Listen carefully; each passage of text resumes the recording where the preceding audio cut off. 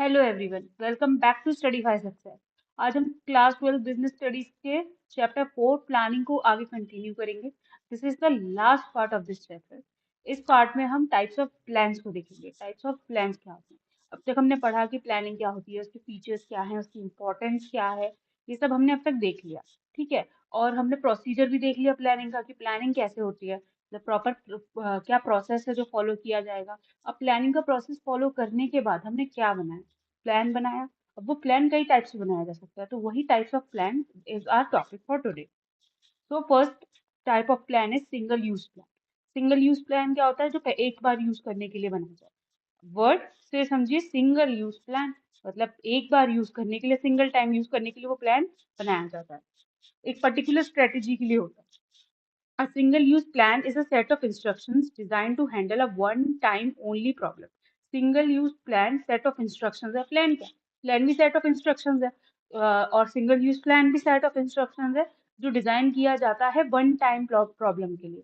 जो एक बार की प्रॉब्लम है उसके लिए बनाया जाए, वो सिंगल यूज प्लान है। It was created for a one time endeavour. कोई वन टाइम एंडिव्यूर है उसके लिए, या इवेंट के लिए, वन टाइम इवेंट के लिए बनाया जाता है विद अ सिंगल गोल, जिसका एक ही गोल है दिमाग में। A plan with like this is made to satisfy the requirements of a certain situation. इस तरह के प्लान किस लिए बनाए जाते हैं? certain situation के requirements को satisfy करने के लिए। A single usage plan's duration varies based on the type of project. For example, a single event plan may last one day. जो सिंगल यूजेज प्लान होता है इनका ड्यूरेशन प्रोजेक्ट के हिसाब से होता है। जैसे कोई सिंगल इवेंट है, सिंगल इवेंट प्लान है, वो एक दिन के लिए भी हो सकता है। कोई पर्टिकुलर इवेंट करना है, उसकी पूरी प्लानिंग करी, तो वो एक दिन की भी हो सकती है, एक 10 दिन की भी हो सकती है, एक महीने की भी हो सकती है। प्रोजेक्ट के टाइप पे इसका ड्यूरेशन डिपेंड करता है। सिंगल यूज से मतलब कि एक बार यूज होगा, ये नहीं कि एक दिन का होगा, ठीक है। बट अ सिंगल प्रोजेक्ट में लास्ट वन वीक और मंथ, मतलब एक प्रोजेक्ट एक महीने के लिए भी हो सकता है, एक हफ्ते के लिए भी हो सकता है, एक दिन के लिए भी हो सकता है। Single use plans can't be reuse because they are no longer useful once they have accomplish their goal.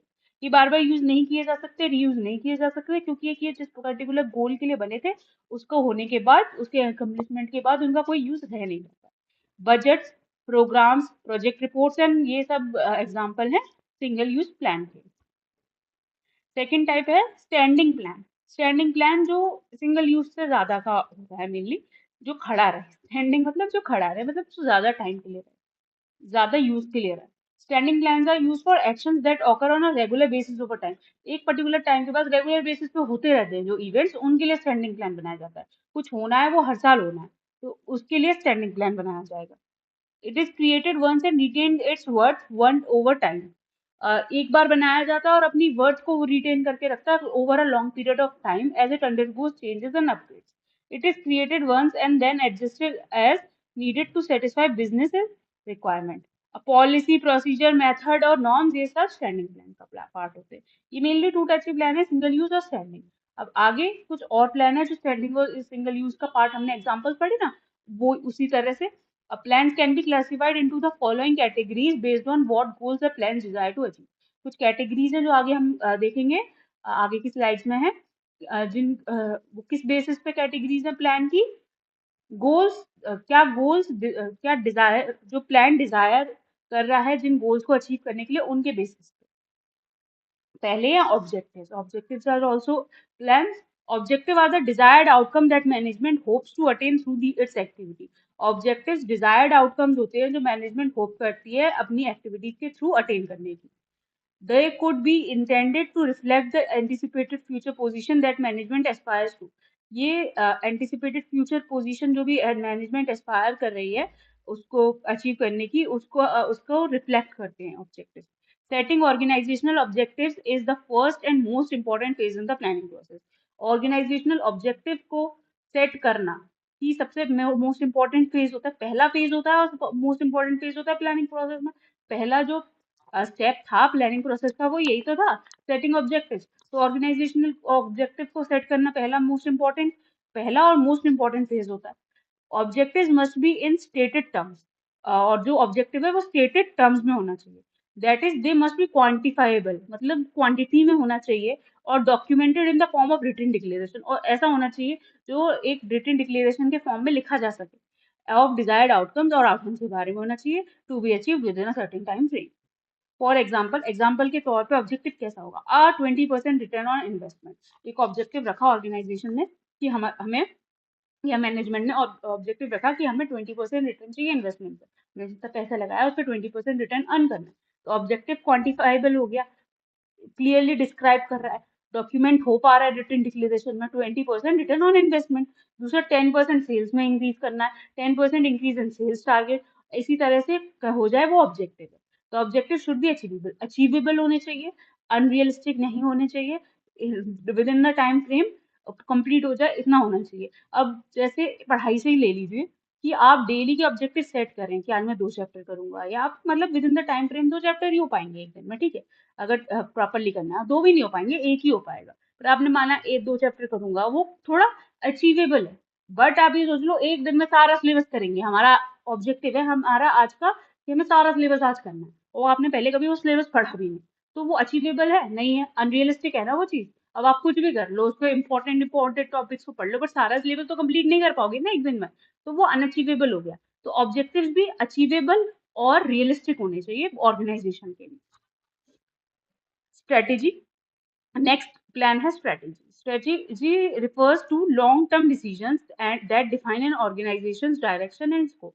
Strategy long term decisions होते हैं जो ऑर्गेनाइजेशन की डायरेक्शन और स्कोप को डिफाइन करते हैं। These are the plans that an organization develops to deal with a variety of conditions, threats and opportunities. ये plan जो होते हैं ऑर्गेनाइजेशन बनाती है उस किससे डील करने के लिए, कंडीशन से, अलग अलग तरह की कंडीशन जो आ सकती है उनसे, थ्रेट से, अपॉर्चुनिटी से, इन सबसे डील करने के लिए इन प्लान्स को बनाया जाता है। Internal strategy refers to the process of an organisation manager developing a new business strategy. Internal strategy process होती है ऑर्गेनाइजेशन के मैनेजर्स की डेवलप करना न्यू बिजनेस स्ट्रेटेजी को, whereas external strategy is the process of developing strategies in response to competitive strategy. Internal तो हो गई business की स्ट्रेटेजी, हम क्या करेंगे क्या नहीं करेंगे, और एक्सटर्नल स्ट्रेटेजी होती है कि कॉम्पिटिटर की स्ट्रेटेजी को हम कैसे कोप अप करें और ऐसी स्ट्रेटेजी बनाए जो कॉम्पिटिटर की स्ट्रेटेजी के रिस्पॉन्स में हो। For example selecting an advertising medium, distribution network and so on, mainly strategy formulation takes place at 3 level.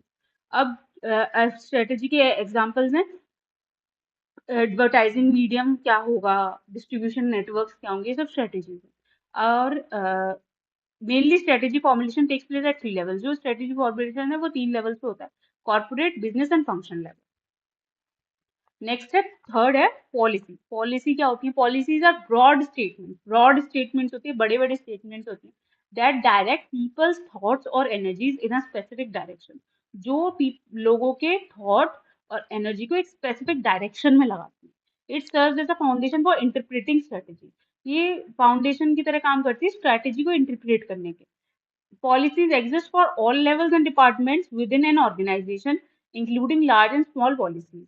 Policies establishes the boundaries within which a management can operate. Establish करती है boundaries को जिसके अंदर management operate करेगी. They are adaptable because they can be altered as needed. ये adaptable होती है क्योंकि ये alter की जा सकती है जैसे कि इनको जरूरत है. For example, selling things on cash only basis, single source purchasing and policy का मतलब कुछ पॉलिसी है कंपनी की, कैश ओनली बेसिस पे ही हम सर्व करेंगे, हम क्रेडिट बेसिस पे नहीं करेंगे। जो भी ट्रांजेक्शन होंगे वो कैश के बेसिस पे ही होंगे, कोई क्रेडिट सिस्टम नहीं रहेगा, सिंगल सोर्स परचेजिंग, ये सब पॉलिसीज है। नेक्स्ट है procedure. Procedure are step by step instruction. Procedure मतलब प्रोसीजर किसी भी चीज का क्या होता है, प्रोसेस, और प्रोसेस क्या होता है, स्टेप बाय स्टेप इंस्ट्रक्शन होते हैं। तो procedures are step by step instruction that specify how a task should be completed. ये स्टेप बाय स्टेप इंस्ट्रक्शन होते हैं जो स्पेसिफाई करते हैं कि कोई भी टास्क कैसे कंप्लीट किया जाए। They specify which task should be completed in which order, और ये स्पेसिफाई करते हैं कि कौन सा टास्क किस ऑर्डर में कंप्लीट किया जाए। In general, the sequence of actions to be taken is to implement a policy and achieve predetermined goals. Generally भी जो एक सीक्वेंस ऑफ एक्शन होता है जो इम्प्लीमेंट किया जाता है पॉलिसी, मतलब जो लिया जाता है पॉलिसी को इम्प्लीमेंट करने के लिए और प्रीडिटरमाइंड गोल्स को अचीव करने के लिए। और प्रोसीजर का एग्जांपल हो गया कंपनी की रिक्रूटमेंट प्रोसेस। रिक्रूटमेंट प्रोसेस कैसे लोगों को सेलेक्ट किया जाता है, फिर उसके बाद पूरा जो रिक्रूटमेंट प्रोसेस है वो, उसका जो पूरा प्रोसीजर है वो प्रोसीजर है। रूल, नेक्स्ट है rule. Rules are specific statements that specify what should and what should not be done in situations. Rules एक जनरल टर्म है, ये आपको वैसे भी पता होगा। रूल क्या होते हैं? जनरल स्पेसिफिक स्टेटमेंट्स होते हैं जिसमें ये बताया जाता है कि क्या करना है और क्या नहीं करना है। ये रूल है कि हमें ये चीज नहीं करनी है, तो वो रूल है। मतलब क्या करना है और क्या नहीं करना पर्टिकुलर सिचुएशंस में। इनके statement specific statements are rules. Rules are rigid, rigid होते हैं मतलब फिक्स होते हैं, इसमें कोई चेंज नहीं हो सकता। रूल है तो रूल है। कहीं पे यूनिफॉर्म का रूल है तो वो यूनिफॉर्म का रूल है, ठीक है। यूनिफॉर्म चेंज नहीं हो सकती, तो वो रिजिड हो गया। Rules are rigid and do not allow for flexibility, ensuring organisational discipline. और ये किस लिए होते हैं? ऑर्गेनाइजेशन में डिसिप्लिन को मेंटेन करने के लिए होते हैं। Example, smoking is prohibited in the office. कहीं पर रूल है कि स्मोकिंग नहीं करनी है, ड्रिंकिंग नहीं करनी है ऑफिस के अंदर, ठीक है। कहीं होता है मतलब अलग अलग तरह के रूल्स होते हैं। तो इस तरह के rule are, smoking is prohibited in the office, are the examples of rule. Next है मेथड। मेथड क्या होते हैं? Method describe the prescribed ways और manners in which a work can be completed considering the goal. Method describe करते हैं बहुत अलग अलग तरह के प्रिस्क्राइब्ड वेज को या मैनर्स को जिसमें कोई भी काम किया जा सकता है। अलग अलग तरीके, मेथड की हिंदी भी तो तरीका ही होती है। अलग अलग तरीके या मैनर्स, वेज या मैनर्स, जिसमें कोई भी काम या कोई भी गोल, कोई भी काम कंप्लीट किया जाएगा गोल को कंसीडर करते हुए। Choosing the right solution saves time. सही सॉल्यूशन को चूज करके क्या होता है? टाइम बचता है, मनी बचता है, एफर्ट बचते हैं और एफिशिएंसी बढ़ती है। द मेथड्स आर अडेप्टेबल, ये अडेप्टेबल होते हैं। For example, numerous training methods used by an organisation to train its personal.